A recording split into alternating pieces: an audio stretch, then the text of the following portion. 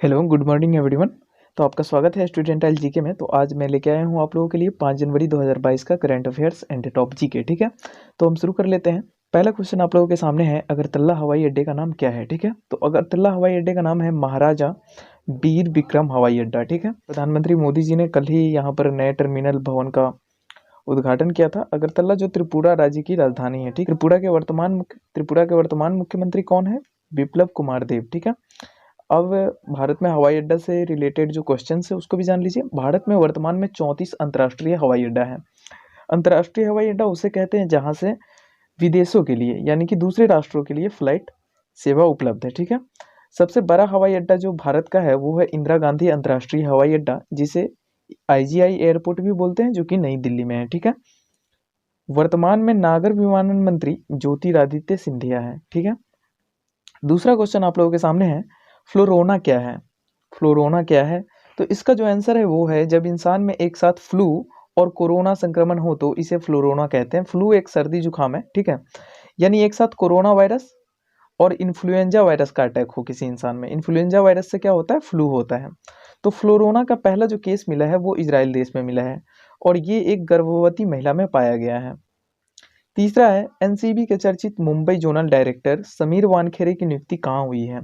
समीर वानखेड़े बहुत चर्चा में थे। शाहरुख खान के बेटे आर्यन खान को जो पकड़ा गया था, तो इन्हीं के देखरेख में वो जो केस था वो था, तो इसलिए ये खासी चर्चा में आए थे।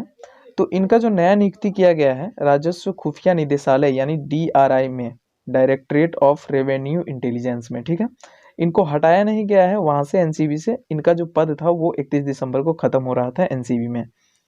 चौथा प्रश्न आप लोगों के सामने है, केंद्रीय वन एवं पर्यावरण मंत्रालय ने कोयला से चलने वाली बिजली घर क्या होता है? जहां पर बिजली बनाई जाती है, ठीक है, कि कितने दूर की परिधि में ईंट भट्टे के संचालन पर रोक लगा दी है। परिधि क्या होता है? जैसे कि मान लीजिए कि ये है हमारा बिजली घर, तो इसके चारों ओर जो क्या हो जाएगा, चारों ओर का एरिया परिधि। ठीक है, तो ये परिधि हो जाएगा। तो मान लीजिए जहां पर बिजली घर है जो कोयला से चलते हैं, जिसको ताप विद्युत गृह भी बोलते हैं, तो उसके आसपास के 300 किलोमीटर की परिधि में ईंट भट्टों के संचालन पर रोक लगा दी गई है। ईंट भट्टा क्या? जहां पर मिट्टी से ईंट बनते हैं।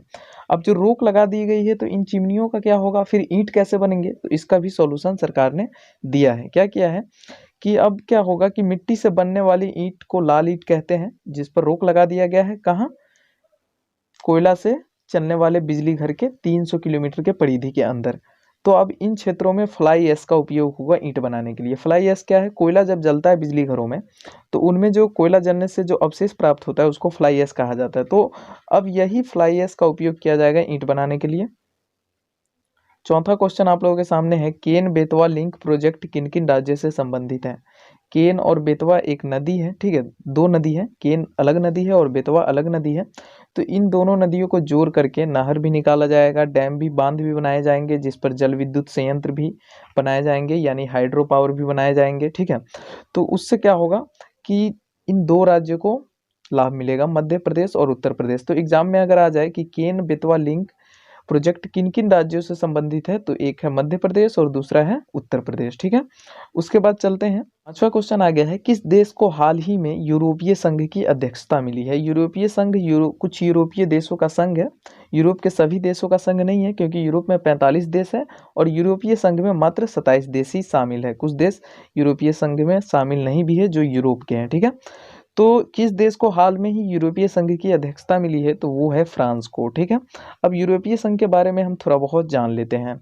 यूरोपीय संघ जो है इसमें 27 देश है जो कि यूरोप के हैं। ठीक है, यूरोपीय संघ का आधिकारिक स्थापना 1 नवंबर 1993 ईस्वी को हुआ था। कब हुआ था? 1 नवंबर 1993 ईस्वी को हुआ था यूरोपीय संघ का स्थापना। यूरोपीय संघ का मुद्रा यूरो कहलाता है, जिसे यूरोपीय संघ के 15 देशों ने स्वीकार किया है।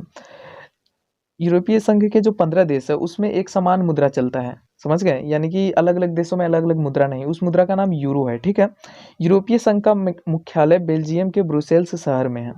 अब एक बात और बता दूं कि यूरोपीय संघ है क्या। तो दोस्तों ये जो 27 देशों का समूह है, इसमें एक समान जो निर्बाध है निवेश की प्रक्रिया, कहीं भी घूमने की आज़ादी, जैसे हम अपने इंडिया के अंदर पूरे राज्य में कहीं भी घूम सकते हैं, उसी तरह यूरोपीय यूनियन के जो देश है उन देशों के नागरिक उन सभी देशों में 27 देशों में अपने देश जैसा स्वतंत्रता पा सकते हैं। और खास करके इन 27 देशों का कानून भी एक समान ही रहता है जो यूरोपीय यूनियन में शामिल है। तो ये यूरोपीय एकता का एक प्रतीक है, ये यूरोपीय संघ। अगला क्वेश्चन आ गया है, इलेक्ट्रिक वाहन निर्माता कंपनी टेस्ला के ऑटो पायलट टीम के पहले भारतवंशी सदस्य कौन है?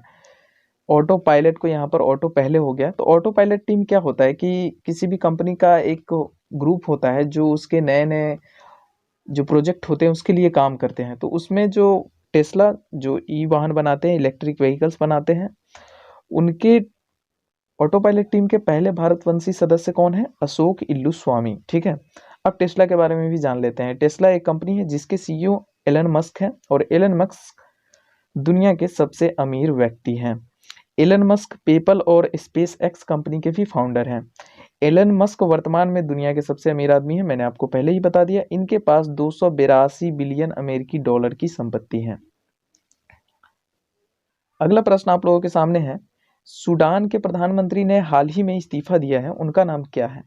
तो उनका नाम है अब्दुल्ला हमदोक। ठीक है, अब सूडान के बारे में जरा जान लेते हैं। सूडान एक अफ्रीकी देश है, यानी कि ये अफ्रीका महादेश का देश है।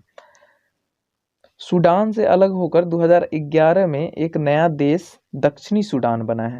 सूडान से अलग होकर 2018 में कौन सा देश बना है? दक्षिणी सूडान। दरअसल पहले जो सूडान था उसके दक्षिणी और उत्तरी हिस्से में बहुत ज़्यादा विविधता पाई जाती थी। उत्तरी हिस्से में जहाँ मुस्लिम बहुल इलाका था, वहीं दक्षिणी जो हिस्सा था वो था आपका ईसाई बहुल इलाका। यहाँ पर पहले ब्रिटेन और मिस्र का शासन था, इसलिए ऐसा हुआ। तो क्या हुआ कि जो साउथ वाले सूडान थे, ठीक है, वो लोग अलग देश की मांग करने लगे और फाइनली उन लोगों को 2011 में अलग देश मिला। कहाँ? सूडान से कट करके नया देश जो बना है वो क्या है? दक्षिणी सूडान। और उत्तरी सूडान जो इलाका है और उत्तरी सूडान का जो इलाका है वो सूडान ही कहलाता है। ठीक है, तो दक्षिणी सूडान इस हिसाब से दुनिया का सबसे नया देश है क्योंकि ये 2011 में ही बना है। और सूडान की राजधानी खार्तूम है और दक्षिणी सूडान की राजधानी जुबा है। तो ये कुछ जीके थे। अगला क्वेश्चन है, हाल ही में उत्तर प्रदेश के मुख्य सचिव कौन बने हैं? तो इसका आंसर है दुर्गा शंकर मिश्र। मुख्य सचिव क्या होता है? सरकार के सबसे महत्वपूर्ण और सबसे मुख्य अधिकारी। ठीक है, तो वो है दुर्गा शंकर मिश्र बने हैं उत्तर प्रदेश के मुख्य सचिव। अगला क्वेश्चन आप लोगों के सामने है, भारत में 2021 के दिसंबर महीने में कितने रुपए का निर्यात हुआ है? निर्यात क्या होता है दोस्तों कि हम अपने देश से जो भी कुछ सामान बेचते हैं दूसरे देशों को, उसे हम निर्यात कहते हैं। ठीक है, तो 37.29 बिलियन डॉलर का निर्यात हुआ है। ठीक है, दिसंबर 2021 में हमारे देश से। अगला प्रश्न आप लोगों के सामने है, 2021 के दिसंबर महीने में जीएसटी कलेक्शन कितना हुआ है? जीएसटी एक कर है, टैक्स है, तो वो कलेक्शन कितना हुआ, यानी कि कुल कितने जीएसटी आए हैं सरकार के खजाने में 2021 के दिसंबर महीने में? तो उसका आंसर है 1.29 लाख करोड़। कितना आया है? 1.29 लाख करोड़। अब देखिए जीएसटी के बारे में जान लेते हैं। जीएसटी का जो पूरा नाम है गुड्स एंड सर्विसेज टैक्स, समझ गए? उसके बाद है जीएसटी 1 जुलाई 2017 को लागू हुआ था पूरे भारत में। और जीएसटी लागू करने का सुझाव विजय केलकर समिति ने 2002 में ही दे दिया गया था, लेकिन इसे 2017 में लागू किया गया था।